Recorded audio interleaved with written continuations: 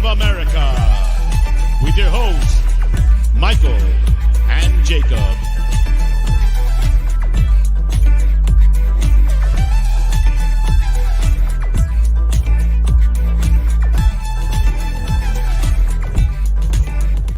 Yes, people, big up. Welcome into the channel. Why does this look weird? What did I do? I picked the wrong layout, I think. Sorry about that, y'all. How are we doing? Talking to me nicely, hopefully, on this Thursday night. Chewy's here, I'm here, you're here. So let's get straight to it. Look, today's not going to be the longest show of all. You know, these episodes, I've been trying to keep them shorter and shorter and shorter. But I do have a show to do after this directly on a rival channel. So I will be redirecting when this is finished. But some updates today. Not necessarily in the transfer world for Tottenham, you might say, like, oh, did something happen that I didn't hear of? No. What happened is apparently O'Keefe, you know him, Paul O'Keefe, said, barring something miraculous, Tottenham business for this transfer window in terms of incomings is finished. So unless something miraculous, I believe in miraculous. I believe in miracles. I believe in immaculacy. Believe in all those things, and I believe in you hitting that like button on your way in. There's also a poll in the chat, people. What are your emotions ahead of the window closing? We're about definitely less than 24 hours away from the window closing, so it's not closed yet. I saw you, James Joris. You said, I'm glad the window's closed. No, sir, you still got at least a little bit less than 24 hours of madness ahead of you. But as of right now, the chat is saying 48% is content, not thrilled, but come on, you Spurs. And tied at 24% of pieces angry/upset. And of course, this would happen. 24% says ecstatically excited for the season. Oh, you're talking to me nicely. And 5% says I'm not a Spurs fan, but I like Jacob. And isn't that beautiful? Because I'm all about the love here. I'm all about immaculate vibes.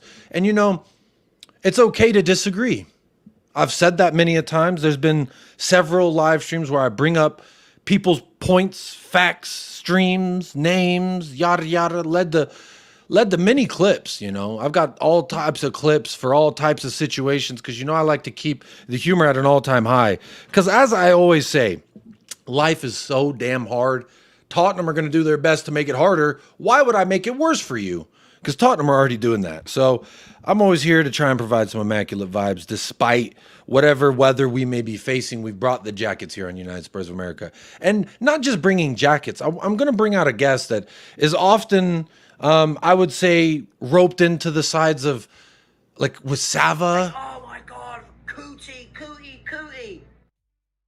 But I'm going to put him in the same category with Sava as someone who, just because I don't agree with everything that he says about Tottenham Hotspur doesn't mean that I can't have a good conversation, a great conversation.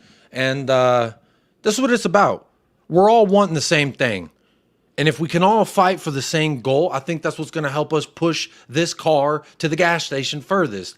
We all got to be pushing. Now, if we're all pushing different directions, we're all pushing, you know, not in the direction the car's trying to go, things will get a little bumpy. So I always say, regardless if you agree with anybody or not, it's good to at least hear counterpoints because then it doesn't become what I always like to make fun of, which is an echo chamber. You know, a party of wham wham, everyone just in a group going wham wham wham, or a party of people in a group going jerky jerky squirty squirty. Now, this is episode 230, but I'm not feeling all the squirty just yet because I do have scheduled tomorrow a deadline day debate show. So, you know, I don't do debates often. I don't always, a lot of times my guests, it's Paul or Chewy, sometimes Kuva. That's about it. But today I have a guest. This is actually his debut, and he's going to be on tomorrow as well. But I thought, hey, let's go ahead. If he ain't ever swam in the pool of United Spurs of America, let's get his feet wet so he knows what the temperature's like. And then we'll bring him out tomorrow as well when things might get a little bit more testy because the window will close. Emotions might be higher. And you know, I've got clips. I've got propaganda to hopefully maybe we can see if I could get him to agree on a few things, and maybe he can get me to open my mind and my horizons. And that's what it's about. Being open-minded, seeing as far as we could take this club as a fan base. So let me welcome on none other than Dan E. from the Hotspur Hood, my friend. Welcome on. Debut to the channel. I tried to give you, a good little introduction there. Like, some people would like to say he's negative, he's toxic. And I've never really agreed with those notions. Just because I don't agree with maybe your opinion on Ange or tactics or a setup or substitutions doesn't mean that I don't think that you want Tottenham to succeed. I know you're burning to brag about a trophy just as much as I am, just as much as Sava is.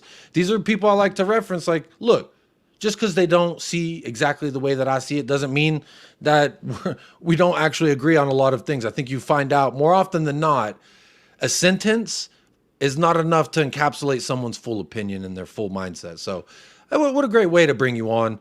Look, I do these episodes. They're pretty calm. They're pretty chill.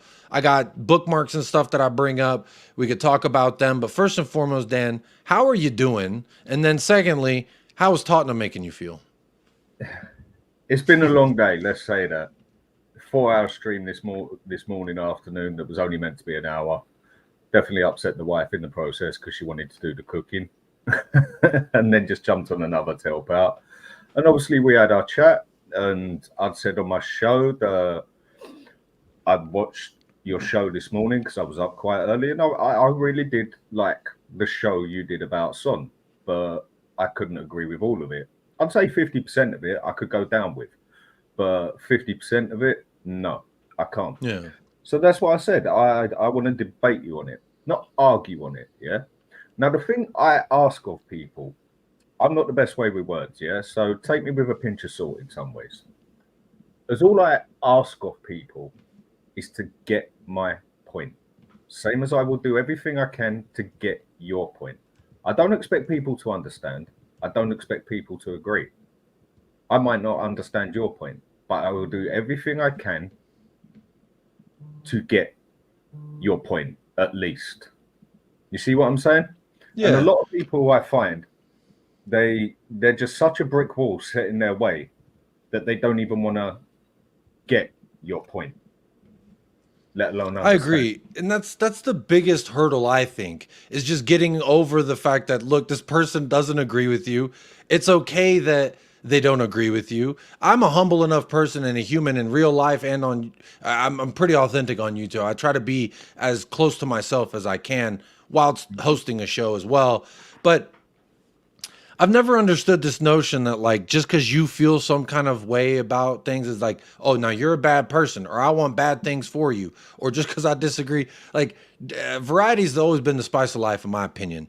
And everyone's perspectives are different. Everyone's tolerance levels are different. And this is a long conversation I've had with Sava. He's been supporting the club before I was born. So, of course, his patience timer is a lot less than mine. And I can acknowledge that and understand it. And I think that is the part for me where it's like, even if you supported the same amount of time, less time, more time, irrespective of it, you're allowed to, I've always said this, and this is my opinion, that you are allowed to feel towards your club, towards anything in your life, however the fuck you want to feel. Because for me, I'm going to do it, and I ain't asking for permission. That's just the way I am. I'm going to be me. I'm going to feel how I feel, and I'm going to say it. And Dan, I think that's the same thing for you. And like you mentioned, you said, hey, I don't have the greatest way of words. And I think sometimes people, if you don't speak eloquently or you don't speak a certain way that they like this channel, for instance, I know for a fact that if I had a posh British accent and I was located in and around the London area, this channel could be double what it is at this moment right now. But I understand the setbacks. I'm an American talking about an English game. And sometimes people, they hear me and they say, us Americans stick to football. But I just think, I wasn't cleverly age shaming Sava. He's not that much older than me, but he's been supporting his whole life. And I was born not a Tottenham fan. I chose to be a Tottenham fan. I walked into this life. And so it's like, if this life is really affecting me negatively, then I would probably say I need a little bit of distance from it. But it doesn't negatively affect me in a whole like life sense. It's more of a, I can't control what happens. I can only control how that affects me. And that's how my motto in life has been. I was always very hot-headed teenager, yell really quick. I'm an emotional guy. And I said this on Twitter yesterday, and fuck TJ Warren because he quote tweeted it and made a very good point.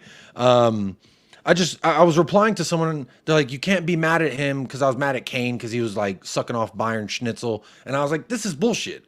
Like, how could you do that? And it's like, oh, you can't hate him because of this and that, and I was like, or you can't be mad at him or something. I was like, I'm not mad. I'm just emotional, and I think that's where sometimes communication gets broken, where people perceive another person's emotional outburst as anger or negativity or this lashing out, so to speak. Now, I can't speak for everyone, but I know that I've watched the Hotspur. I'm subscribed to the Hotspur Hood. I don't agree with all the opinions shared on the Hotspur Hood, but I can still listen and say, well, that's how they see things. Let me look at it again and see if I agree, disagree. And that's what I think is beautiful. You want to come on, you want to debate. And it's great. We're going to have a nice little show tomorrow with you, with Kate, Just a Girl Loves Spurs, tentatively. And then also Ashmatic is going to join. So at least tentatively. Again, life shit happens. They may have to cancel or whatever. But look, we're going to talk about all the things tomorrow. But I just wanted to bring you on first for a debut. And secondly, just really get an understanding of your mindset with Tottenham, where we're at. And I was going to bring some news to you, see how you feel about it. So let me ask you first question, Dan. Mm-hmm. This transfer window. Now, I know I specifically am not throwing my arms up in the air like I just don't care at a Kelly Clarkson concert. I am a little bit disappointed because at the beginning of the window, I'm thinking of Brecci Eze, Ivan Toney, and you go and get yourself like a Loco, backup left back who plays in France. I'm sure you can get him for a decent little price. Plays very similar to Ashmatic. Sold me. He had two left backs that Ashmatic found. I'm not going to claim them. I'm not going to say that I have anything to do with that, but he presented it to me. I listened to his whole spiel and I said, wow, sign him up. Now, maybe he's just a good salesman, but to me, you do those three signings, boom, the window's already looking immaculate to me. Hasn't quite gone that way. Solanke, some would say, is maybe not our first choice as a profile. Ange did come out and say that was his. So I'm stapling Solanke right alongside with Brennan on Ange's chest. Successes, failures are all down to him, in my opinion. But outside of that, you get Odebert. I've been told the French Pele. I like to lean into that joke a little bit. But we got Odebert. We got Lucas Bergvall. Some say that was a January signing. I don't agree. It was a February signing because he didn't turn 18 until February. So I'm putting Lucas on this window, and we've gotten a lot of outgoings. I would be here all night trying to figure out all the people who did leave. But Dan, with all that preface, I have a problem of really asking very long questions. So please bear with me. What is your take on the window? What was your expectations coming into the window? And now with everything that's happened, where are you at now? The problem with Tottenham, expectation and hope. You can bring your snake on the camera too if you want to bring your snake. I don't mind. She only ate the other day, so I can't bring her on. But I will see what I can do tomorrow. But she only ate 2 days ago, and when you got a snake and you feed them, you got to leave them alone for a couple of days. Otherwise, they can bring their food up and it can do them damage. Tottenham, you've got to have, you've got to have hope in your life, yeah? If you don't have hope in your life, what is the point? And the way I put this as well, I look on Tottenham like I look on life. Life is more negative than it is positive.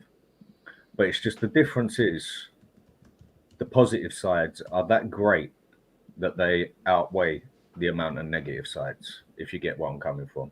There's a lot more negative to it, but the positive sides are that great that they outweigh it. With Tottenham, I just try to be realistic in life. And with Tottenham being realistic, for me, there's just so much more negative than there is positive. With a seven, can I ask something real quick?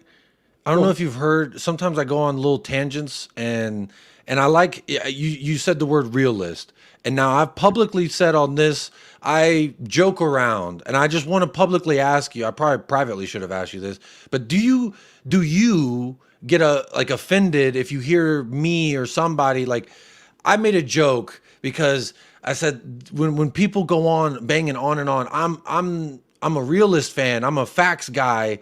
I said, you sound like those Costco guys to me. And I don't know if you know what that is. It's like this weird TikTok thing, this father and son. They're like, we're Costco guys. We eat chicken bakes. And it's just like a silly skit that is way too popular. And now they're famous and rich for it. But that's another story. Like those little, to me, I've always, like you said, found joy in things. And when shit I don't like, I find the humor in. Like, again, it's like dark humor for me a little bit. I think, we've shared a little bit backstage. And for me, when life wants to fuck with me, it gets me down, and I try to find a way like, well, you know what? LOL at this. And like, sometimes people can be offended by it. So I just wanted to ask you, like, do you personally feel any type of way if I'm like, because you just said I'm a realist fan, and I have said previously, I think when people say I'm a realist fan, it sounds to me like I'm a Costco guy, and it's just a silly joke, really. At the end of the day, like the clip of Sava saying "cooey cooey cooey," it's a joke of him joking about me. It's jokes. I find it funny, but some people don't find it funny. So I just want to make sure, mate. I'll tell you straight, I couldn't care less. I don't have a problem with emotions. I don't have that issue. I mean, some would say it's a problem, but people can say what they want to me. I really don't get offended. It really don't bother me. Maybe I just don't understand to the extent of what they're saying. I mean, some of the stuff that people say to Sava and other people and that, I can see it's pretty disgusting, but it wouldn't tickle me in the slightest. I really couldn't care less. I mean, I'll put it bluntly, I couldn't give a fuck. I really couldn't. My sense of humor, you say dark, my sense of humor is very dark. And you got to have a sense of humor in life. You got to have a sense of humor in everything. If you haven't got a sense of humor, what's the point of bloody living? Is the way I look on it. But no, things don't offend me. Someone on the fan base, or you could call me a see you next Tuesday, and I just smile at you and say yeah, and what? Things just don't bother me like that. I don't have that problem, but some would say it is a problem. It's just things like that. It really doesn't bother me, and I find people just get offended way too easy in life. There's certain things that can go too deep. I get all that, but some people I just find get affected way too easy with things. I've always lived by a certain motto in life, and that is like, life is about 10% what happens to you and 90% on how you react to it. That 10% we can't control. That 10% we got no say on. The 90%, how we react, how it affects us negatively, positively, etc., is up to us. And Tottenham do a very good job at. My mother always instilled this in me. It was like, look at the positives in life. It's not like people always got it much worse than you, etc. So I've always been a glass half full kind of guy. I see a shitty situation. I'm in a shitty situation, and I say, well, is there something good about this, or is it all bad? And I try and find, and I do the same thing with Tottenham, and sometimes that can be misconstrued by some people. It's like, oh, Jacob's coping, he's happy clapping. I've been called a happy clapper, and if you watch any of my watch-alongs last year, even this year, I'm screaming I don't look happy. I'm just very passionate. I'm very emotional. So it's like, I feel like, we contrast each other, Dan, in that way. You were very like, I have zero feelings about it, and I have too many feelings about everything. So I think we might make a nice little yin and yang here.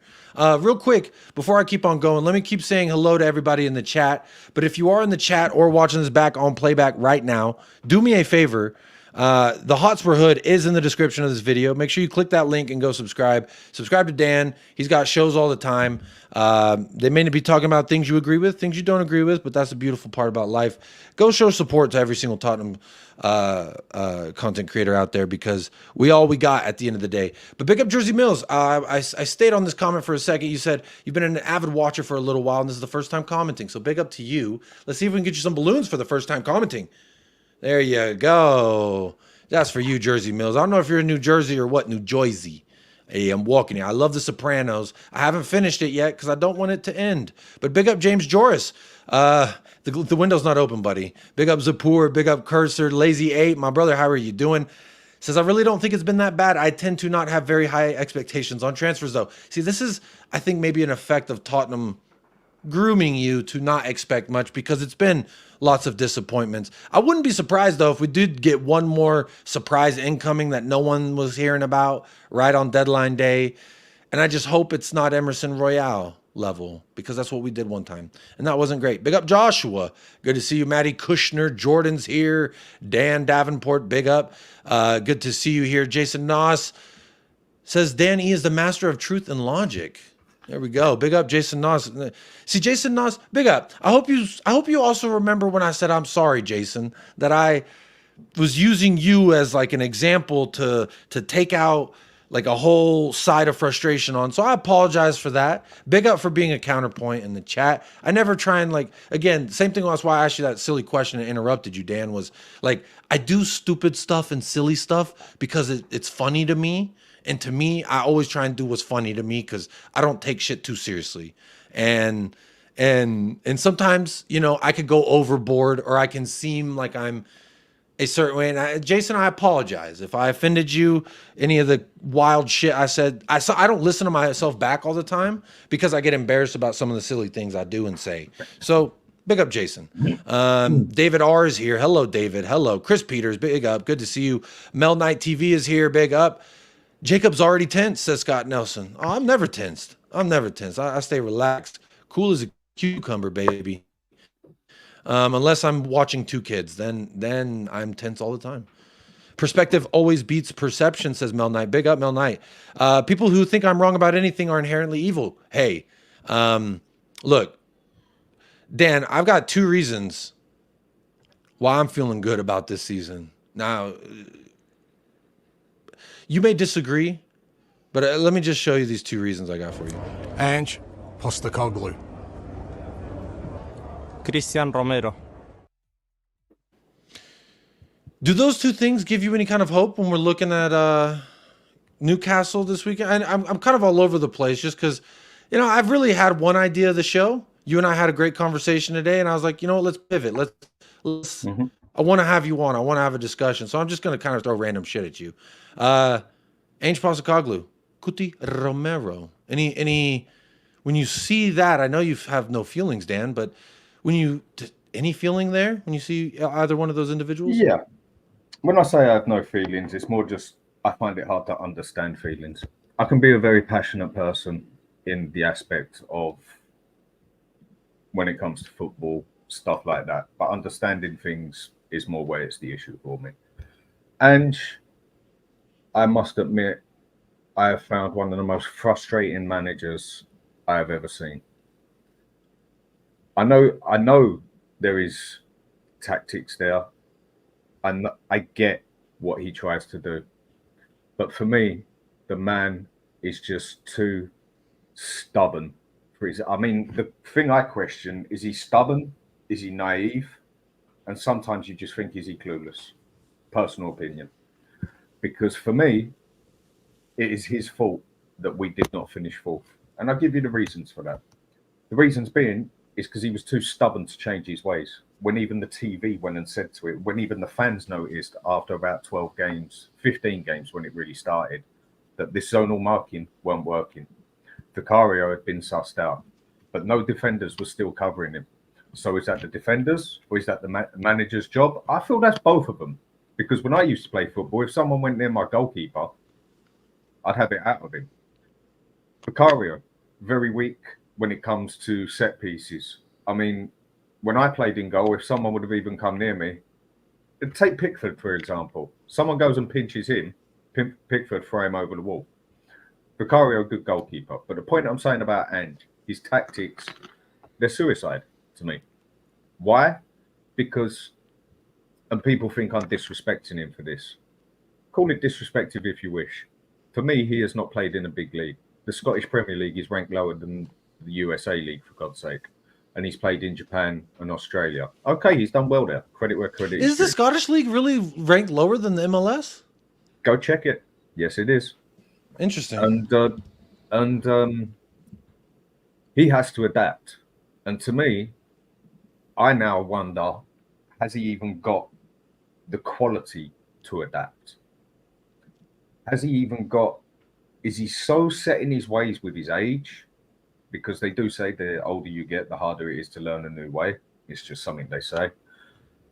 When, for me, when he got told that zonal marking, are you going to do anything about it?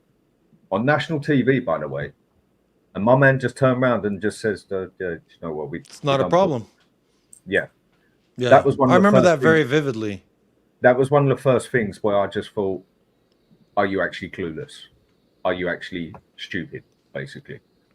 Because well, let's hang on that point for a second. The set piece thing and his public comments, because for me last year that was the first moment where I was like questioning what he said. Like I didn't really like that because we had been conceding. It wasn't all the ways that we were conceding, but it was a very clearly stupid one of thing to say. It was a large very stupid thing percentage. to say on TV.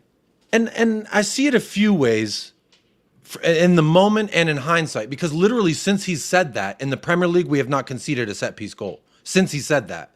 So with my hindsight, I say, okay, maybe I was overreacting in the moment to his quote because I got pissed. And I remember I had Paul on and Paul was telling me, he's like trying to explain, like he said it like this for this reason, because if all of a sudden now in training, we're making that a focal point, we're not focusing on the other shit we should be doing better. And if we did all of that better, we're not trying to defend a corner piece. That was why he said it, or at least that was the rationale of why he said that. Now, how he said it and how it comes across, I think you could sympathize that sometimes you say things and it's not like exactly how I meant it. I know that happens to me all the time. We all do it. We all do it. I get that. But by the end of the season, we were the 16th worst team on conceding goals on set pieces. Those set pieces, if he'd have sorted that out, but that's earlier, a bigger picture, Dan. That's a bigger picture looking at. And the other problem I've got with Ange is he hasn't got a clue how to defend. You do not play. I can't stand the inverted wingers bit, both of them. But you know what? That's how he plays. Fair play. Up to him. Are they inverting fullbacks? Inverting wingbacks. They're not even fullbacks. Okay, because you said wingers, and I was like, the wingers are the wingers, overlappers. Yeah, but sorry, I used the wrong phrase. But inverted wingbacks going in, I prefer overlapping wingbacks, and that's what Porro and Udogie are best at. He's playing players at what they're not actually best at because he's so set on you will play my way. He's actually very similar to Conte. And when you've got two of them going forward as a number 10, and then blocking our number 10, Maddison, and then you got a centre midfield behind Maddison, and then you got a striker in front of Maddison, and then you got your so-called wingers that we don't actually play with that start inverting. Who's Maddison going to pass the ball to? And Ange should be seeing this. Because all I ask for is to sort out that zonal marking. And if he wants inverted wingbacks, do it the Pep way. Only one of them goes at a time. So say Porro goes forward, Doji comes back. We've now got a back three. And he pushes centre-backs up to the halfway line. And last season, we got done 8 times out of 10, I would say, the same goal every bloody game. And it's like, Ange, wake up and smell the coffee, mate. They're playing the way you're telling them to play, and you are conceding the same goals game in, game out. And he just did not adapt at all until about, 36 games? And I found that very frustrating. And this is why I question this manager, because he's actually done nothing to prove to me as yet that he has adapted to the Premier League. This is not the Scottish League. This is the Premier League, the best league in the world. So they say. Yeah. Ange, get your act together. If you're that good, mate, you've got to adapt. So there's a few points that I did. There's a few points that I want to touch back on real quick. And number one being in regards to the set piece concession. Now you threw out a number, which was we were 16th in the league for conceded goals. Like 16th, but one or the other. So from a big picture standpoint, yeah, that can be alarming. But I made a video a while ago, and I did apologize to Sava publicly and privately about it because I didn't want to seem like I was taking the piss out of him for no reason. But this is one of those numbers that I feel like people put out there because it's like that helps emphasize the point I'm making rather than being fair to the contextual evidence behind it. Because again, I go back to the quote in which he said it. It pissed me off, pissed you off, pissed a lot of people off. And I was like, okay, it's not a problem. So the next game I'm watching, any set piece we concede, I'm cooking him. Nothing the rest of that year. Since he said it, clearly whatever they did behind the scenes that we are unaware of has not fixed it because we still look susceptible on set pieces, but there's been a adjustment there. And I feel like, to be fair to his argument, in 2 games in the Premier League so far, Newcastle and Arsenal will be another conversation that needs to be revisited, how we concede versus them, because we will. But I feel like the set piece thing, I understand. I felt like it was a problem, and then his comments when I felt like it was a problem was disregarding a legitimate concern that I had. I felt disrespected in that moment. So I understand why everybody got upset with Ange in that moment. I just look at it now like, well, we ended the year, there was no more set piece concessions. We started the year, there's still no more set piece concessions.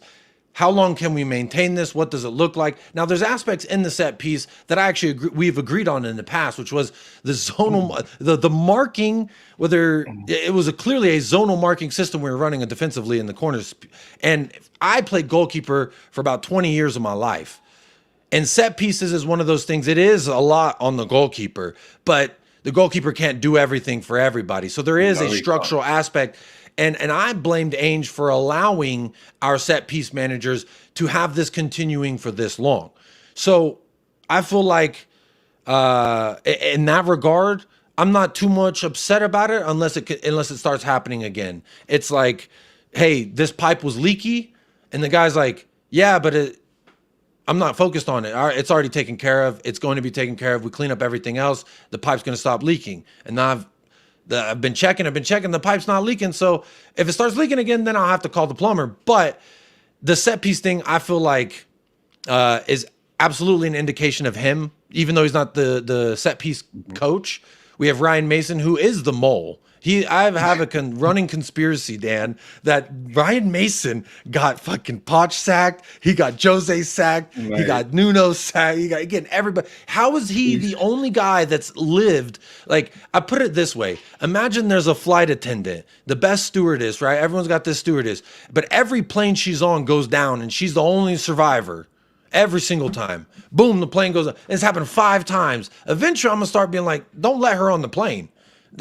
It's a little bit of an extreme analogy, but I just feel like this guy, he's definitely not a good thing for us, in my opinion, Ryan Mason specifically. But back to Ange, because real quick, I feel like if we were to get Ange out, I know who our manager will be, and it's going to be Ryan Mason. The further we can get from Ryan Mason as our manager, the better we are as a club. Yeah. And this is why, like with Conte, I didn't like defensive football. With Jose, I didn't really like the let's park the bus, we go up 1-0. But Conte's play led to my favorite player getting a dual golden boot that year.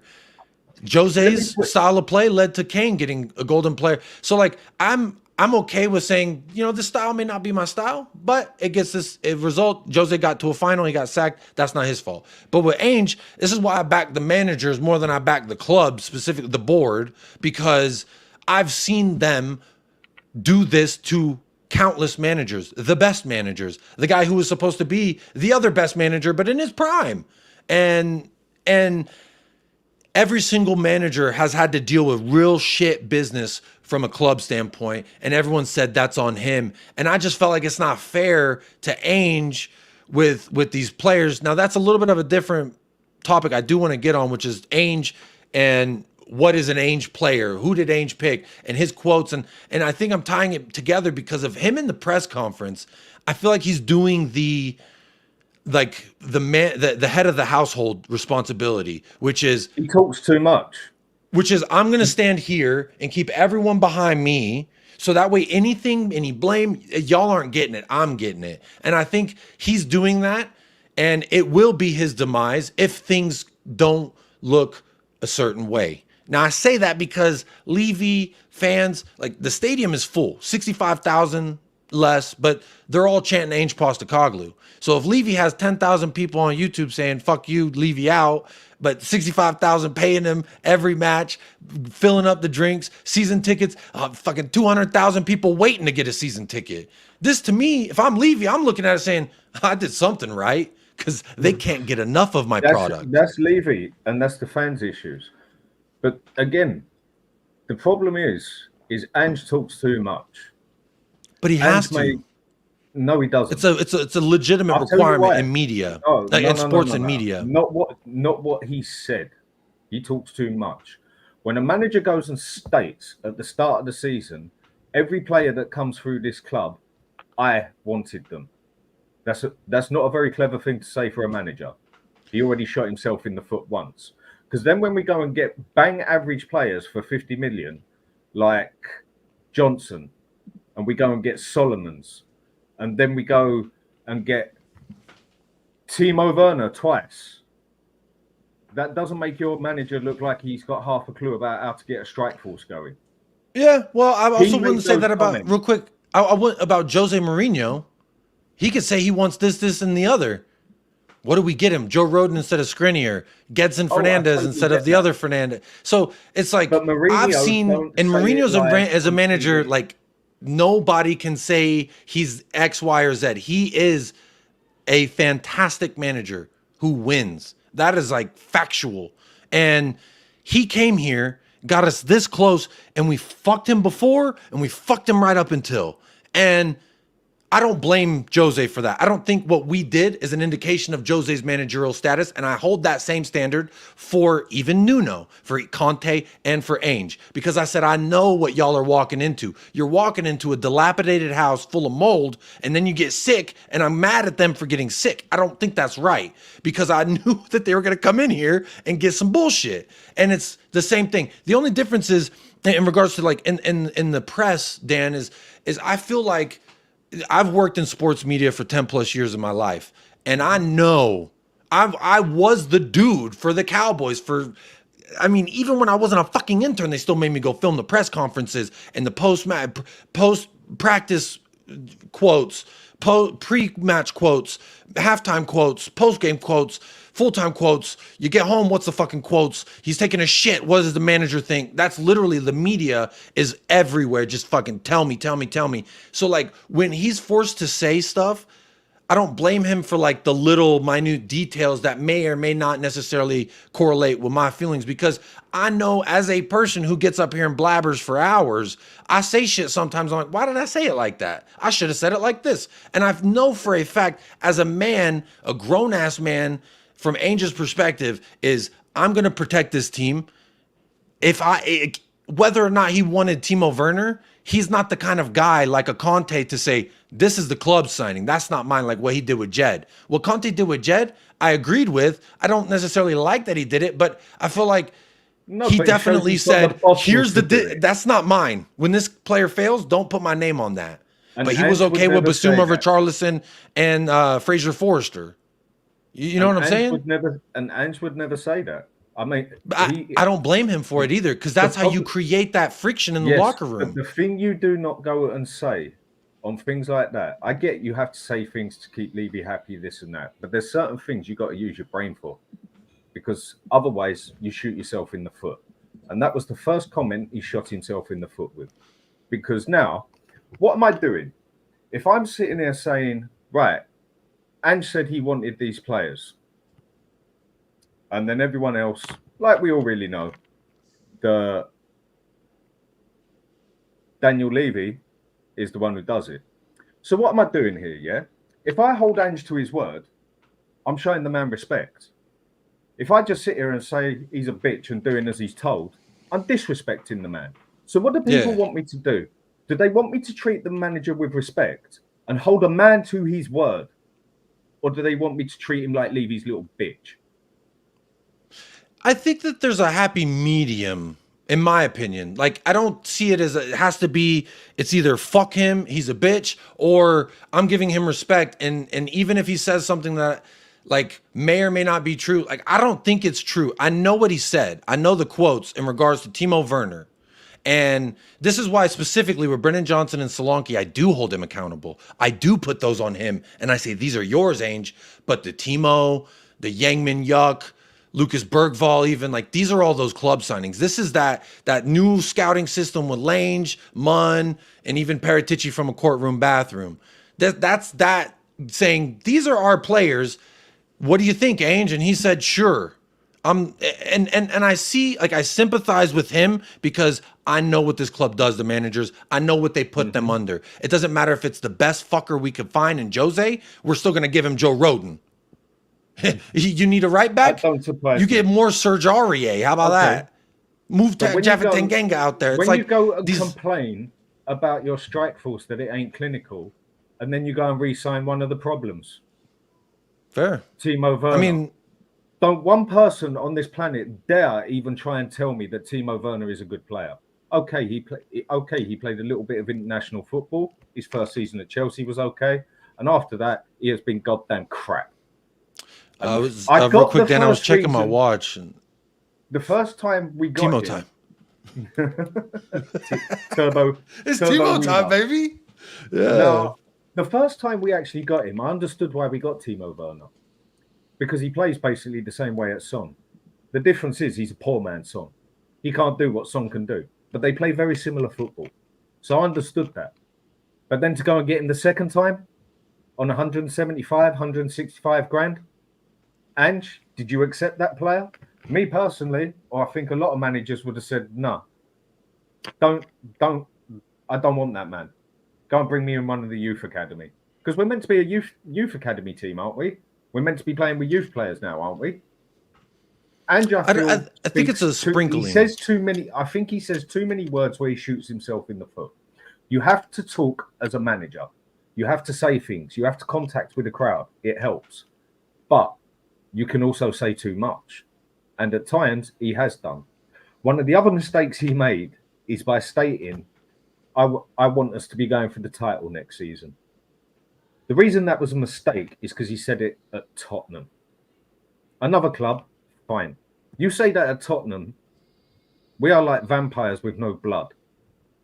We are screaming for a trophy. And then he goes and says something like that. Not the smartest thing to say to a club like Tottenham. Go and say it to Man U. Go and say it to Chelsea. Go and say it to Arsenal. Go and say it to Liverpool. Go and say it to Man City. Spurs are so desperate for a trophy. It wasn't the best thing he said there. Now, I ain't saying the man hasn't got a clue about talking, whatever. It's just sometimes he needs to think before he says certain things. And those things he said, a lot of fans are going to hold him for it. A lot of fans are going to hold him to his word. Why? Because you're holding a man to his word. And that's being respectful. I would never say, like, for you, Dan, or for anybody else to not go about holding anybody accountable to the standards in which that you hold. To me, as someone who's been behind the camera of multiple sports franchises and multiple sports leagues, it was always unilaterally the same, which was these motherfuckers need to talk. And the reporters are there trying to get their quote. So you got 6 reporters asking the same question, just phrasing it slightly different. Now he's given the same answer 6 times, slightly phrasing it different. And that's where I think this little bit of like, well, I didn't like that part. Why didn't I like that? And like whenever you take a quote directly, I like to always listen because I remember that being a thing when I worked for the Cowboys was they would take the big press in Dallas would say, this is the headline. The head coach said XYZ. And it's like, yeah, but if you listen to him say it, he was saying A, B, C, D, E, F, G, H, I, J, K, L, M, N, O, P. You know what I mean? And then he got to X, Y, and Z. So it's like, I sympathize with that aspect personally, just because I've seen how media loves to tear people down. It's the same way in the Australian media, the UK media. Let me make a Beckham, point to you they do it to, Let me make a point to you quickly. Just to someone who's made a comment on the side. I mean, I find it quite comical. Tottenham Ranger, never has this fuckwit mentioned VDV or Vicario. Well, obviously, if you want to be a fuckwit, mate, then come and watch some of my shows. It was basically 99% of the fan base that went off their nut about Vicario. Where I follow Italian football, I told everybody Vicario was an excellent signing. Everybody. Go and watch some of my shows, sweetheart, and then you might understand. I was the one who told everybody, when everybody went off their head about Vicario, that Vicario was a very good goalkeeper. Inter Milan was just about to buy him, but they could not buy him because they had to sell Onana first. So where Spurs couldn't get what they wanted, they jumped in and got Vicario. I told everybody that this player is a very good goalkeeper. So, mate, if you want to call someone a fuckwit maybe you should watch a bit of a couple of other shows, because you've just made yourself look like a bit of an idiot, boy. So in any way, I'll be wind honest, your neck in, Tottenham sweetheart. Rangers, a member of the channel, but that's the first time I've ever seen that name and photo, so I don't know who that is exactly. I would say this much, regardless how much I want to disagree with Dan's opinions on Ange or what he says, I just think fuckwit's a little crazy. Like, I just like to adapt to his. Do you think he needs to adapt the way his style of play? Do you think he does? I think he does. Actually, this is all I'm asking for. That is all I'm asking for. I think he does slightly. It's just not a huge drastic thing. Like, I noticed in the first two matches, Destiny's positioning was different. The timing of his runs a lot different than last year. And I saw Destiny's role specifically. I'm highlighting one position because I feel like Ange when you or anyone else says Ange is naive, Ange doesn't adapt, he's stubborn, he's this and that, I always felt like I very much disagree, because I see it this way, that this Indian Gunner higher than usual. We average around 100, even when I'm just waffling on about Twitter shit. I get average around 80 to 100. Big up the channel, big up everybody who's in. But fuck, I'm trying to remember my point there. The left back position specifically, the way that he moved the first 10 games versus whenever he came back from his suspension, and then whenever it changed again, whenever it was Ben Davies and Emerson Royale as our fullbacks and he came back. Then I saw after 2 games of us getting destroyed where Destiny was actually holding his runs more. And in the first 2 matches this season, that position specifically, I've seen him not occupy as much of the same areas as Madison. Yes, if you look at their heat maps and compare them, there is an overlap there on the left middle side getting towards their final third. There is that overlap of Destiny and Madison's. But this is one of the things that Sava was talking about in his post match that I was rebuttaling, was that he said, all these things about Destiny, that Destiny didn't do this and Destiny was turning the ball over and he was occupying all these areas, but Madison was doing all this so spectacularly. And I was kind of like, I felt Madison was kind of pissing me off. So let me go look at the heat map. I look at the heat map, shows that small little overlap there, like I had mentioned, but majority, he was more hugging that touchline, playing the 1-2s. And so I feel like they are less drifting centrally into that 10. Sometimes last year we saw false 9 position out of Destiny. Poro a little different. I feel like he's asked, this is my assumption, but based on my first 2 matches, was that Poro's constantly banging up, but he's always banging back. And now catch him out sometimes, like we saw in the first goal for Leicester. It caught him out, boom, now we're all out of sorts, boom, then they caught us. And I see it from the left-hand side. He holds his runs more, Destiny now. Whether that's by hook or by crook, he's holding that, and he's further to the left, linking up with Son there. I thought it was working real nice, honestly.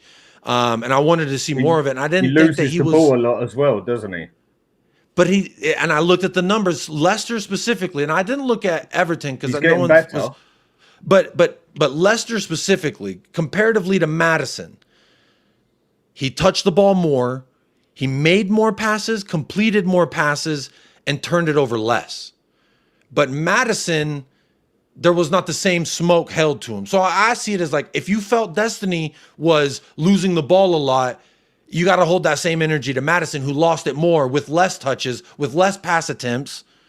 To me, that I just always want to keep it the same energy for players, because I have a problem where I love Son. I have a hard time a lot of times critiquing when he doesn't do anything well, and I've tried to work on that, be more balanced, and not just, when I see Heung-min Son smile and do this, I lose my fucking mind, bro. I can't lie. That's my favorite player, and he's part of the reason why I love this club so much.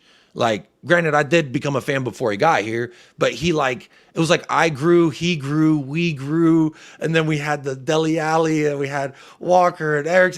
We could go on and on about it. It was a lot of fun. So, but he's a huge cog in that. And so, same thing with Kane. He had a stinker. It's Kane. If you give him better position, better balls, bang in 2-3, no problem. And I had no fear. And I held that about Son for a while, but my opinions were flip-flopping a little bit. It was Son in the 9, Son at the left wing. Where do I see Son working best? And for me, Son is the best finisher in this team, without a doubt. He's Whatever one of the best position finishers gets in him the world, not just the what- team. He Yeah. is world-class finisher. That is And- what he is epic at. My issue with this is where I don't know. Is it Ange or is it him as a captain? Because these are two of the things that I'm struggling to understand which one is causing him to not shoot the fucking ball. I love Son. He had it. Leicester, he had an opportunity when he was playing off the left, cut it in. Now their right back had a decision to make. Do you track Maddison, who's now running into the box, or do you stay and hold on Son, who can just bang that thing from right there? What did he do? He played the space in between the man. Now Son can do either one. And what he chose to do was lay it off to Maddison, be a team player. And so I'm like, is that the captaincy where he's now, I want to involve people more? Or is it the system saying, don't shoot from outside the box? Because I see Sars shoot from outside the box. Basuma scored from outside the box. Højbjerg would come in. Last year, that was one of my gripes. It was like, Son hasn't had a crack outside the box for 70 minutes. Højbjerg comes in and in 70 seconds has a crack from outside the box. But we don't do it very often, do we? We don't do it very often, shoot out the box. Because Ange's tactics, he basically wants it tapped into the goal. If you watch most of our goals last season, it was because it was a drilling from the side or through the middle and it gets tapped in. That's Ange's tactics. If anything, it reminds me of old school Wenger tactics of walk the ball into the back of the net. Now you go to Son. Now this is where people seem to think I have a problem with Son. I don't. I think he's been an excellent player with Spurs. I've just never said he's world class. One thing he is a world class finisher. But I think the word world class is used way too easy. Way too easy these days. And I think specifically let that me finish word. on this. Yeah. He is a world-class finisher. But when you look at the rest of what he's good at, he's very good on his pace, which he is slightly losing now. And that is just down to age. We all lose our power as we get older. I mean, the man is, what is he, 33, 32? Kept up with Mickey Van de Veen's 77th minute. And he's slowly losing his pace. But he's still going to have it quick enough to do it. The thing Son has never been very good at is being an out-and-out winger. Son is a better as an inverted winger or an inverted forward. Or Son's even better down the middle now. Because one thing Son has never been able to do is cross that ball very well. Or even make a clear-cut pass very well. Now and again, he'll get it right. But that's just not Son's game. Son's game has always been getting in there to use his pace to beat his man and put it in the back of the net. And for me, he is one of the most clinical finishers I've ever seen on this planet. And believe me, I've seen some. And that is what he is good with. Whereas what do we want on the left? Do we want someone who's going to cut in? Or do we need someone who crosses the ball in? Because we definitely haven't got it on the right-hand side because Johnson can't do it come love nor money. Timo Werner can't cross the ball. I think our two best crossers of the ball are Maddison. And I'll tell you one thing I would love. Stick Porro up in the top right-hand corner because I look on Porro like an old-school Bale. Obviously not to the same degree. Yeah, Bale was a world-class player. But Porro, he reminds me of Bale for the sheer fact that you go put him up front, I feel you get more out of him. He can cross that ball. He can pass that ball. He can shoot that ball. He can do it. He can beat his man. That is one of the problems we have at Spurs. We don't have no one who can cross that ball in. Maddison can cross a ball. But up front with what we got, no one really can. Kulusevski, they play him in the wrong position. I told everyone this 10 months ago. Kulusevski is not a winger. He's an AMC or he's a false nine. People told me I haven't got a clue. So I said to a few people, well, go and watch some bloody Italian football then, seeing as most people bring it off and they only watch the bloody Premiership and haven't got a clue what goes on around the world. Oh, yeah. All of a sudden, 3 months later, everyone tells me, yeah, you were right. He's an AMC. Yes, I know. He played that way with Ronaldo, and Ronaldo said he was one of the best AMCs he ever played with. I feel that with Ange, he just gets... How shall I put this? You can get an average team. And if you get that formation right, and you get every single player playing to their best capability of what they're best at, you can make that average team very, very good. You can go and get an excellent team. But if you play the wrong formation for them players and you don't play the players what they're best at, you can make that excellent team look bang average. Ange needs to adapt. he needs to realise that you can't have two centre-backs sitting on the halfway line most of the time. If it wasn't for how good Vicario has been, and if it wasn't for how far, and if it wasn't how fast for Van der Vaart was, you could have added another 15 to 20 goals we would have conceded. And I don't think no one can disagree with that. Problem is that if Van der Ven goes, Ange's whole system goes. And Van der Ven will be injured this season. Because with Ange's tactics, he will do his hamstrings again. And probably again. And that is just the tactics. I just want this manager to adapt. I want to see that he can adapt to certain games. I don't even think he's got a plan B yet because he's so set on his way. I need this manager to prove to me that he can do it. Now, for me, I know this takes time, yeah? But for me, he's got till Christmas just to prove that he can adapt. If my manager can show me he can adapt, I'll give him much more time. So I see this a few ways. I disagree because I think that he does adapt. I see minor adaptations. Again, perception and like how we view things is all varying to people. Like the minor adaptations I've seen are probably not a big enough adaptation for you to say that is an adaptation. It's for his me, defense. It's his defensive problems that are the problem. I've always I'll give you remained another reason. Sorry to interrupt you here, but I'll give you another big thing on here, yeah? Ange will never win a league in a big league. And I'll give you a reason why. Give him the best defense on this planet I have ever seen. Paolo Maldini, Nesta, Cafu, along with that lot. He will still concede 50 goals a season, 45 goals a season. Why? Because no defense can handle that suicide football that he plays from the defense side. Now, from the attacking side, it works. But given the best team in the planet, they will still concede too many goals to win a league. You can't go and concede 40 goals a season. We concede 61 goals when everyone picks up that we got two of the best defenders in the Premiership, Romero, who a lot of people call world class, and Van der Ven is blatantly quality. We got two very good. If you say his nickname, I'll be forced to play propaganda. By the way, just the rules of the channel. I can't help it. And we concede 61 goals, 2 or 3 goals less than Conte conceded with bloody Davis, Longley, Sanchez, and Dyer there. That tells me there is something wrong with Ange's tactics. Or is that the defender's fault? So, real quick, there's a few parts there that I want.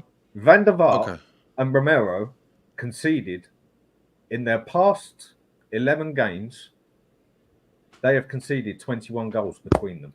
And they're meant to be quality players. And they are quality players. I know they are. Because I know for a fact. With the tactics.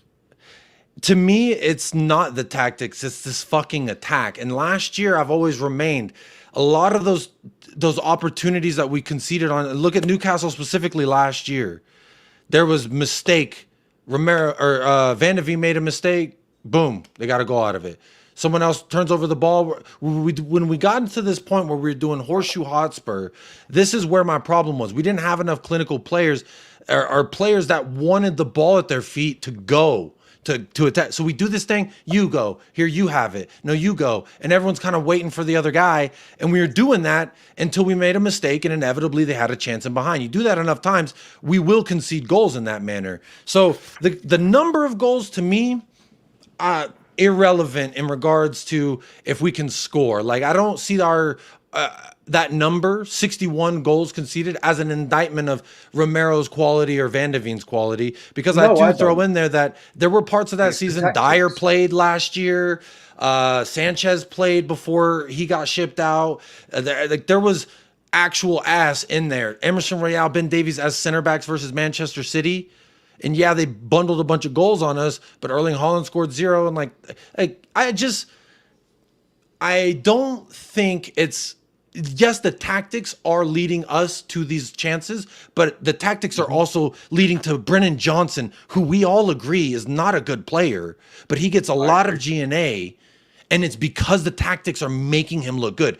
Timo Werner, first 4 games had 4 GA because the tactics were putting him in those positions. And in regards to the Wenger thing, passing the ball into the net thing, walking it in, whatever, to me, Yes, I agree with you, and that frustrates me in the final third. That's where I think you get more of these bad boys like an Odebert, a Solanke. He's not looking to find you. He's looking to bang it, and that's what we need. We need killers, and we have 3 killers up front. I think that shores up and takes away a lot of those goals of last year.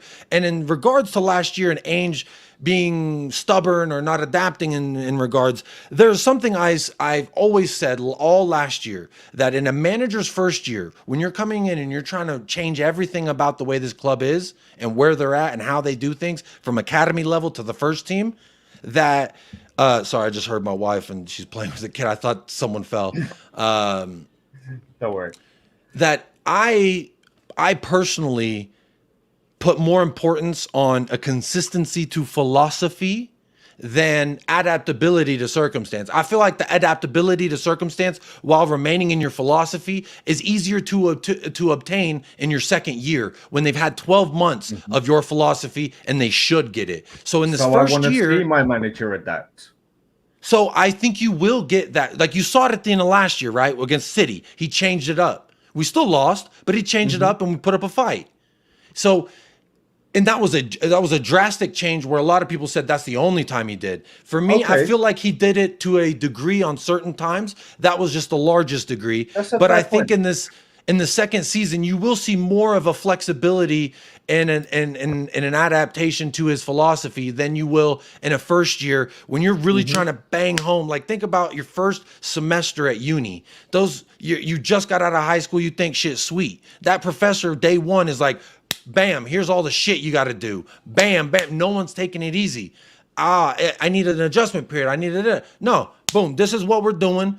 And you're going to I'm going to grind it until you get along with it. And I think that was that standpoint why he was so, I'm doing this. I don't care what anyone thinks. We're doing this. That's my interpretation. But you can only play with the cards you got. Do you play poker? Texas Hold'em. When it gets to 5, I get lost in the sauce. Yeah. I play poker as well. You can use tactics to poker, same as you can chess and anything, but you can only play with what you got. Now, with Ange changing in that 1 or 2 games, I expect to see more. Not one, I expect. I'll give you an example. Odebert, in his first game, to me, he looked very good on the ball. This is going to go somewhere, so hear me out. He looked very good on the ball. I liked that he wanted the ball. I liked that he looked like he could actually dribble the ball. If you look at the man's tactics, he had a horrendous game. He had a terrible game. But if you actually watch the player on the eye, not just the tactics, he looks promising. But is it fair? Is it right that I judge him on 1 game? No. I want to see 10 games before I start judging this player, Yeah, that's fair. I've seen more than 38 games with Ange, and I've only seen him adapt once or twice. So, isn't it right that I give him another 10 games, 15 games, before I then judge whether he has adapted or not? Because it's the same thing. He has to prove to me. Everyone else, they can think what they want, but I'm talking about me here.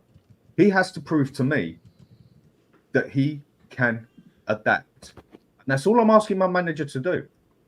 The question is I need to see he can do this on a regular basis. And his main problem is defense. I know people want to see goals. I know people want to see good football. But I'm sorry. Winning games 4-3 doesn't win you seasons. I'll prove that to you if anyone goes and watched the season when Kevin Keegan done it with Newcastle. He was winning games 4-3, 5-3, stuff like that. But in the end, it got to him, and he conceded too many goals. You do not win a league winning 4-3.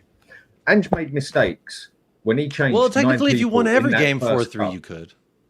No, because if you won every single game, if you go and win every game, you're going to win the bloody league. But who wins 38 games in a league? Be realistic. Yeah, but when you say things, just real quick, when you say things as like, this is fine now, bro, I've seen crazy shit happen. They say pigs can't fly. I've seen it. I got it tattooed on my arm. I believe pigs can fly. Just because we don't see it every day don't mean that. Leicester, look at them. They won a league. I know they didn't win every game, but I know it's an extreme example, but I just see it as like, I know in competitive high level sports, fucking anybody. That's why I like the Premier League, because I've felt like that since I've tuned in. Anybody could catch smoke. Anybody, don't matter how big or how small you are. But you how are never going to medium win size. 38 games in the Premiership. It has never happened. It has never No. happened. 38 No. games, and it won't happen. Yeah. And what comes to at the end of the season, it is your goal ratio at times. For me, a team starts in defence. An attack can win you a cup. I believe Ange can win a cup, because with a cup you can have a bit of luck and you can win it 4-3 all the way. With a league, you need a solid goalkeeper. You need a solid defence. Now, anyone who has an idea or a clue about tactics or coaching or whatever will know this. Now, let me just give you a few facts here on why I just want to see him adapt in his defence. I don't think I'm asking a lot of the manager, really, just asking him to adapt. From November, after our opening 10 games, 29 games, we won 12 defeats, 5 draws. 2 separate runs of losing 4 games on the trot out of 5. Clean sheets. We now have, 4 in 31 games? Are you telling me that's good? 4 clean sheets in 31 games, and people are telling me that this manager does not need to adapt his defense. I feel like clean sheets are kind of irrelevant, really. Like No, Aston Villa no. finished above us, and they've conceded far more than us as far as like. Clean sheets do a lot for So you. I When got you my only initial. have 4 clean sheets in 31 games, you have a problem.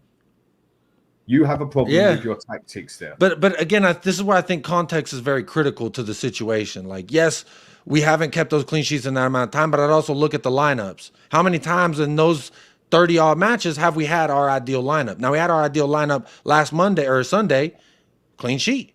We had on the opening day, we didn't keep a clean sheet. For those first 10 games, did he have all his team?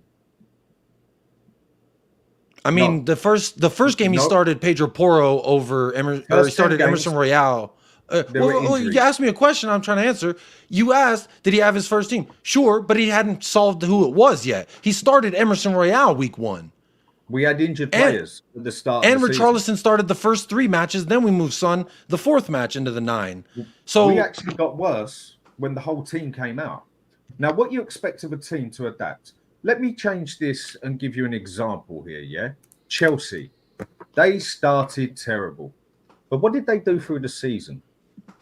They clicked with the manager's tactics.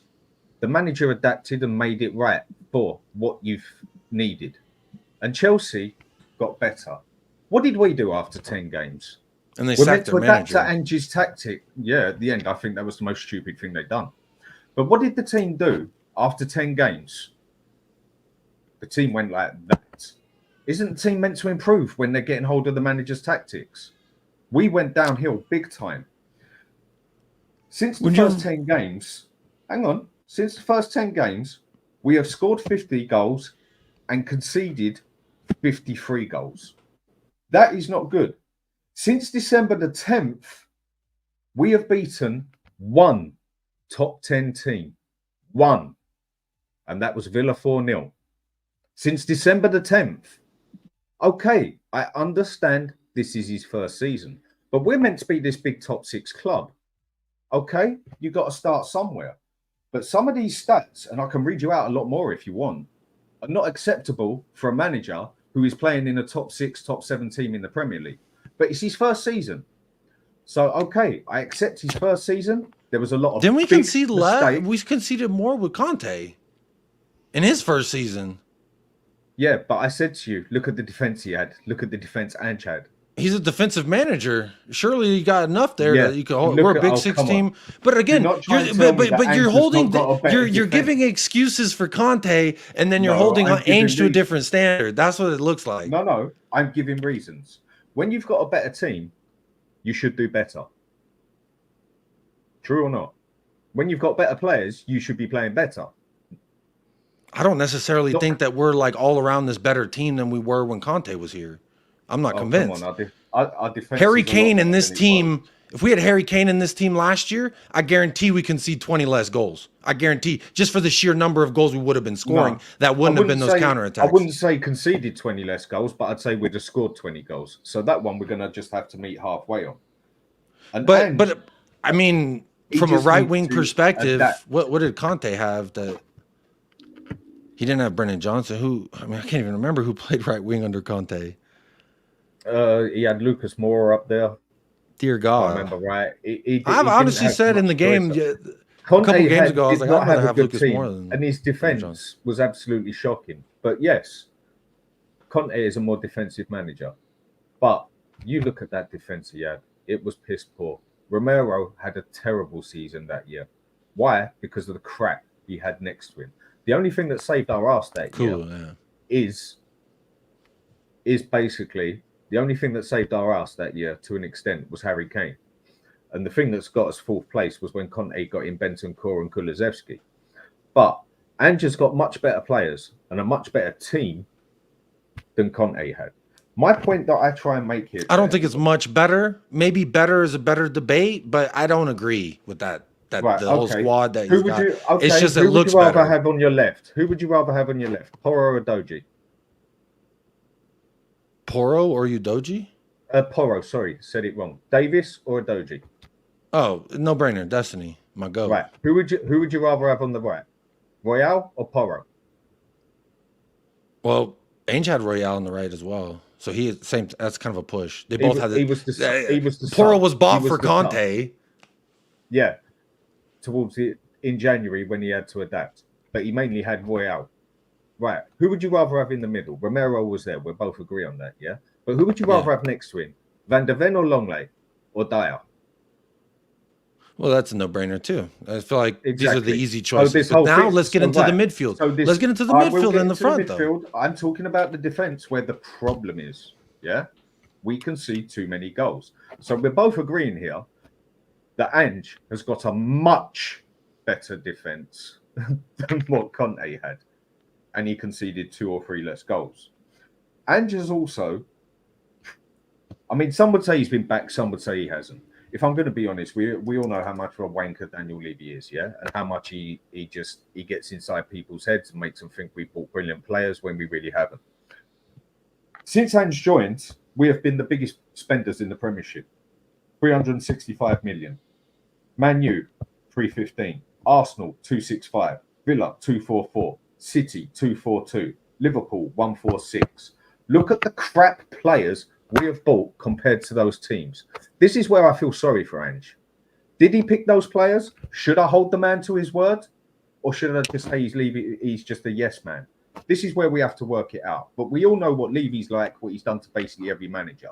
And but you've done both, Dan. You have called Ange a yes man, and you have blamed him for these because I'm trying to work it out. Because I'm trying to work out what he is. Okay. Do I hold him to his word and give him credit of being a man to his word? Or do I call him a yes man? This is why I'm still struggling to find out what Ange actually is. So for me, in regards to the yes man thing, I think if Ange is a yes man, Conte's a yes man, Jose's a yes man, Poch is a yes man, Redknapp's a yes man. Conte is we can not keep a going. Yes man. And he still said yes. He said Conte yes. blatantly He may stated not have when he agreed, did but he not pick said a player. yes, and he hung around until shit got hairy, and then he tried to save his own. He save his own ass. He I was one of his blatantly biggest said when a player supporters. wasn't. I've loved Conte for years since he was at Inter Milan, and Inter Milan is my second team. I honestly felt Conte was going to come in here and elevate us to a point. So again, that's why I say like he got us fourth place can only with a do bang average team, and he left in fourth place with a bang average team. If Ange would have adapted some of his tactics in some of those games and realised what was going wrong, like what I said with the zonal marking, when he even got told on national TV, and then realised in certain games, like in Newcastle, I'll give you that one, or Fulham, I'll give you another one, when they're just bombing down the wings at us because we've got 2 inverted forwards and we've got 2 centre-backs sitting on the halfway line, and they're just bombing it down the line to Gordon time and time again. You can see that goal coming because we conceded 8 roughly out of 10 games, exactly the same bloody goals. That was what was frustrating. And then what happens? We concede a goal. Now, for me, personal opinion. Your manager then turns around and says, right, something ain't working here. Right, boys, slow down, come back 10 yards, get control of the game, slow it down, get control. Right, we've got control of the game, bang, go for it again. What does Ange do? Nothing. Does he make any subs at halftime? Nothing. 2-0, 3-0, 4-0. Ange has to adapt. That is all I keep saying. I don't even think he's a terrible manager or whatever. I just think the Premiership has given him a shock and a half because he has never, ever been in a big league in his world. Do not anybody even dare try compare Australian, Japan, or Scottish League to the Premiership. It is a million miles away. And I think he's come in, and to an extent, I'm not saying he can't adapt to this. He can, but he's got to want to adapt to this.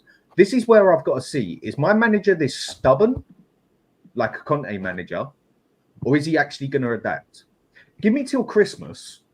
I will be able to see if Ange has adapted to the Premiership. So and when Conte sinks his heels in, that's not a problem. But when Ange does it with his philosophy, Conte needed to do it as well. And I've always said Conte needed to adapt a bit as well. But the difference was he got us fourth place with a shit team, and he finished in fourth place. Ange should have got us fourth place. Some say Arsenal let us win that, or some say Arsenal bottled it and we grabbed it. Oh, Arsenal bottled it, no two ways about it. But we beat them, and that's that. Yeah. The point I'm making is, no, I mean we did finish fourth. You're absolutely right. If Ange would have adapted, we would have finished fourth. That is what I'm saying. That's all he needed. Yeah, and I mean, if he had a whole stadium backing him versus City, we instead of all them going on fucking loan to City, then maybe we would have had because if we win that, Aston Villa, same results, and then we win the next game, we're in fourth. But if fans wanted us to lose that, so when anyone thought was in the top four, my question is, I don't know where you were. Were you on loan at City till July? Yeah. So were you upset about Timo Werner in June? Because the math ain't mathing. I was saying, you gotta be worried about Calvin Phillips' business in June. No, I was set up. I was upset with Timo Werner from day one. The player is shit. He is atrocious. Yeah, I mean that's more of a banter joke that I like to throw around than anything. Like obviously, if you're a Spurs fan, that's not even a joke. That's not even a joke. That's a fact. End of. No, I meant if you're a City till July, don't complain about Timo. I'll give you a reason. I get what you mean, but I give you a reason, yeah. Big up Matty It didn't look like we was going anywhere, yeah, because by the end of the season we was on a non-winning streak, yeah. Now I've been a hardcore Spurs supporter for 40 years. I'm 43 years old. I've supported them since I was 39 years since I was 4 years old. And what you will find is very split when it comes to football, yeah. You see football out of your two eyes. I see football out of my two eyes. If me and you go and watch the same game, I will see things in that game that you don't. But then you will also see things in that game that I don't. Now, what a lot of them saw was, do you know what? We would rather lose this game than our arch rivals go and win the fucking league because we will never, ever hear the end of it. And that is how a lot of people felt. But then let's take this to Arsenal. You had Arsenal supporters kissing the Spurs badge, for God's sake. You had Arsenal supporters wearing a Spurs shirt and a split shirt, kissing the Spurs badge. That is just as bad. That's crazy. That's crazy to me. Like football for you. They wanted us to win, the mindset, so they could win. It's a very split situation. Yeah, I can understand both sides of it. Yeah, both sides of it are fair sides of it. Again, I repeat myself. As all I want my manager to do by Christmas is adapt. Now, I'll give you another thing about Ange. Yeah. Call this one opinion, if you will. But I can give you 25 years of history of Daniel Levy. I mean, if you want, I can get out the history books now and tell you everything. Daniel Levy wants one thing and one thing only. Money. Money, money, money, money, money. As a businessman, we could not have a better chairman. He is the dog's bollocks. When it comes to football, as all he gives a toss about is finishing in the top four in Champions League. He don't give a shit about cups. He don't give a shit about winning the league. He just wants money. Now, what has Daniel Levy over 25 years done with every manager that don't make it to the top four? Sack him. There you go, yeah? And just had his first season. Now, with these games we've got coming up, I have to write things down at times because with the amount of... I really should write more down. It does actually help, yeah? Right. Now, the other thing I go with here, yeah, is Tottenham, again, in my opinion, along with Arsenal, have the most toxic fan base on the planet. In general, how quick do supporters turn on their manager at Spurs? It was about what, 6 months? Yeah, A lot. last year, 6 months. A lot. They do, don't they? Yeah. Yeah. I'm not saying everybody does it, but a lot. Right. It does. Yeah, it does. Yeah. Our next game, Newcastle, going to be a bloody hard game. Our next game, Arsenal, going to be a hard game. Coventry in this cup here is not going to be easy. Now, again, most people only follow the Premiership. I don't really follow the Championship, but I keep an eye on it. Yeah. Coventry are a very, very physical side. Spurs They don't almost like got promoted physical. the last 2 years. Yeah, but they're very physical. They get stuck in. They will do to Spurs what Stoke and Bolton used to do to Arsenal, and that's kick them all over the place. Now, you look at that Spurs team, bar one or two players, it's full of pussies, basically. They can't handle physical football. They're similar to the England team in that aspect. Bar Romero, Bentancur can't handle it anymore because he just gets injured too easy. Porro can. We really don't have many physical players, do we? Coventry is going to be a hard game. If he goes out in that League Cup, in the first round, well, third round it'll be then, but in his first go, like he did in the last one, where he made a very silly decision of changing 9 players, silly, whatever you want to call it, because changing 9 players of players that haven't even really played wasn't the smartest thing to do in the League Cup when you're playing another Premier League team. Fans will start turning. Now, Brentford, I feel we do. Man U is going to be hard. Brighton they're a bit of a nightmare. And West Ham, whenever it comes to us, they always step up a gear without fail. If he goes and loses too many of these games, I guarantee you, I put a bet on here now, you will see a lot of that fan base start turning. Now, if it comes up to,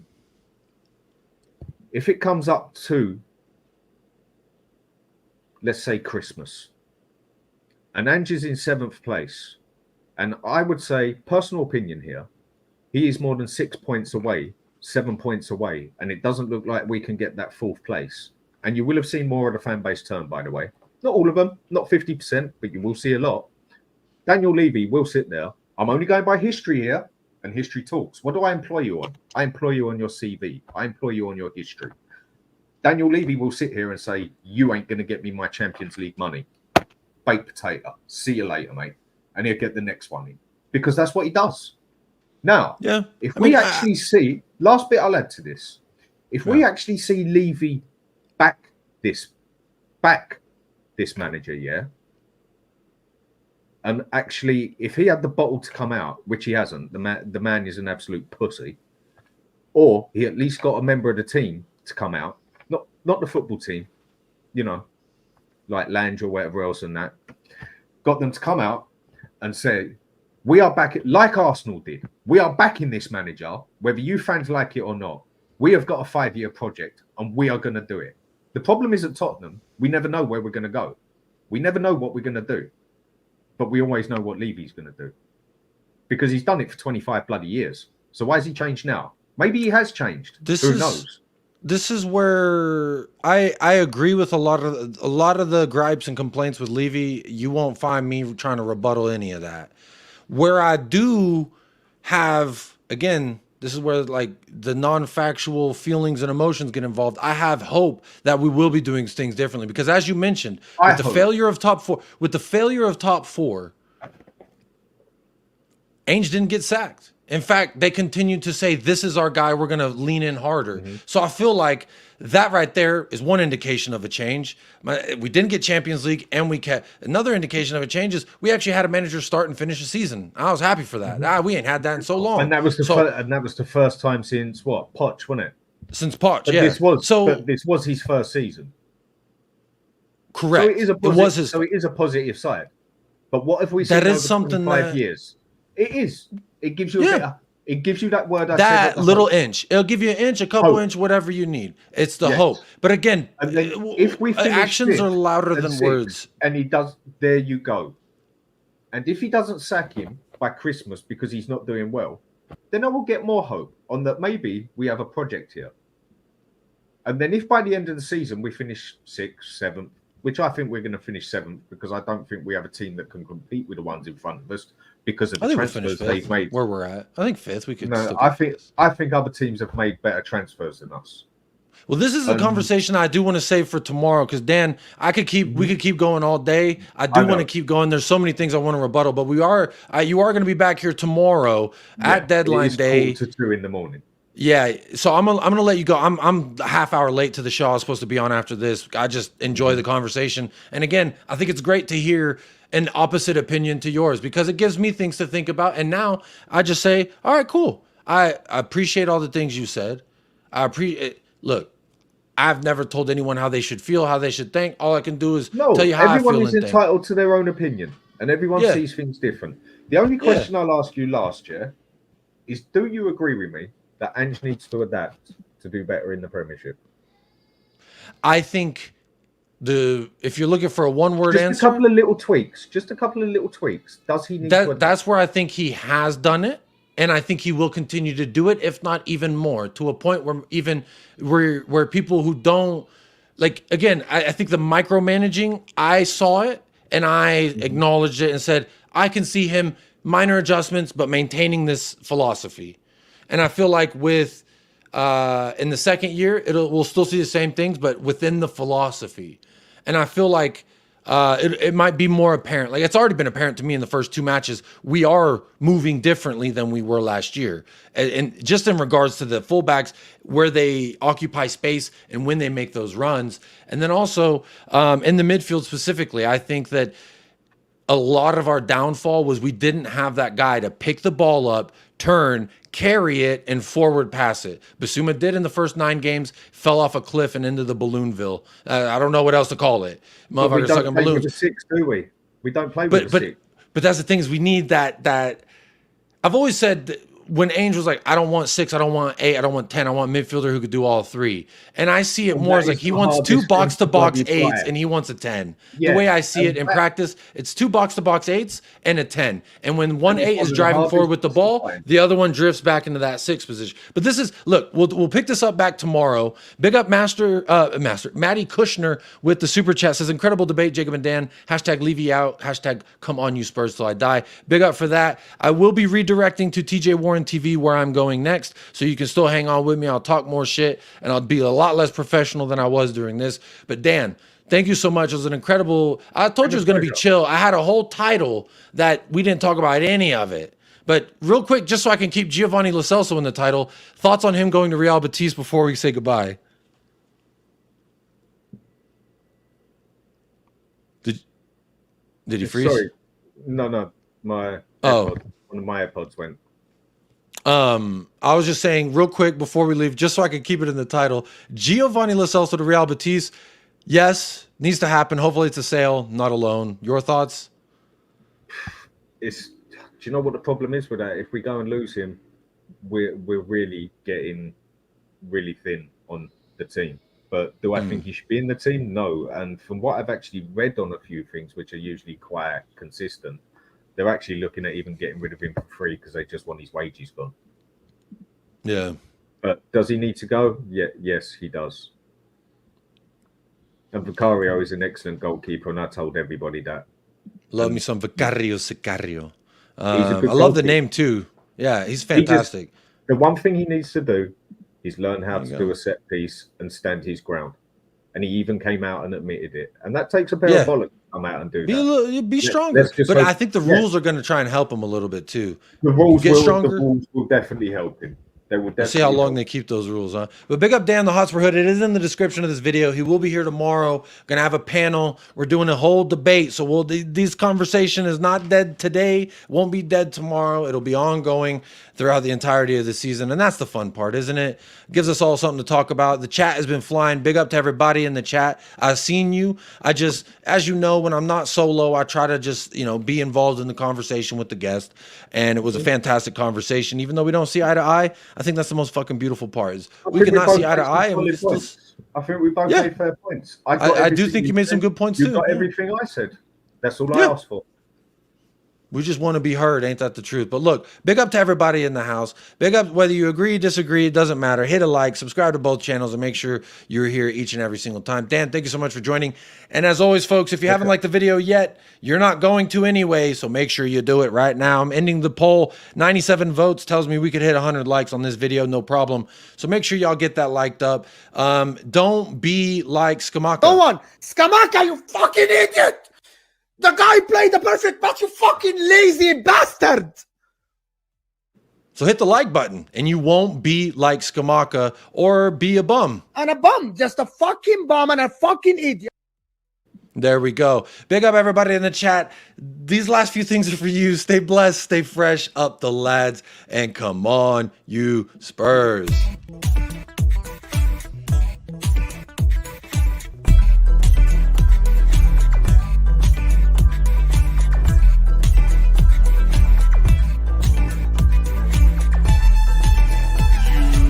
United Spurs of America, with your hosts, Michael and Jacob.